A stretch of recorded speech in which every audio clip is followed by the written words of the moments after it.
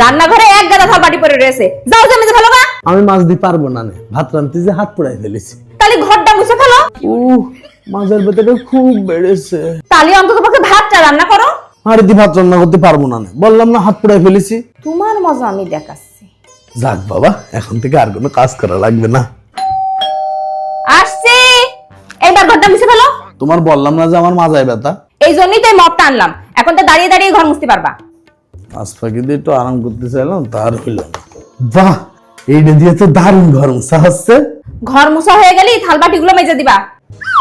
এই জন্যই তো তোমার জন্য গ্লোভস আনিছি, যাতে থালাবাটি মাজতে গেলে পানি না লাগে। দূর, নাটক করেও কোনো কাজ হলো না। বাহ, এ তো দারুণ সুন্দর জিনিস। থালার বাটি মাছ দিয়ে কিন্তু হাত ভেজছে না। এইবার দয়া করে ভাতটা ছড়িয়ে দাও। পারবো না নে, হাড়িতে ভাত রান্না খুব কষ্ট। এই কারণেই তোমার জন্য আনিছি মিনি কুকার। Thank you. কি কুকারটা খুব কিউট না?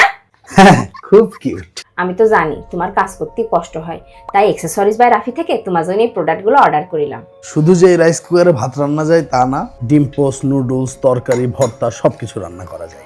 এই একটা রাইস কুকার দিয়ে অনেকগুলো পারপাস সার্ভ করা যায়। ছোট্ট জিনিস, কম্প্যাক্ট জিনিস, কিউট জিনিস ব্যাগের ভিতর ভরে নিয়ে চলে গেলেন। শুধু তাই না, ছোট্ট একটা জিনিস যে এত বেশি ফাংশনাল, আপনি যখন রান্না করবেন আপনার রান্না করতেও মজা লাগবে। তাই আপনারা যদি এই অরিজিনাল প্রোডাক্টগুলো কিনতে চান, তাহলে অ্যাকসেসরিজ বাই রাফি পেজ থেকে অর্ডার করতে পারেন।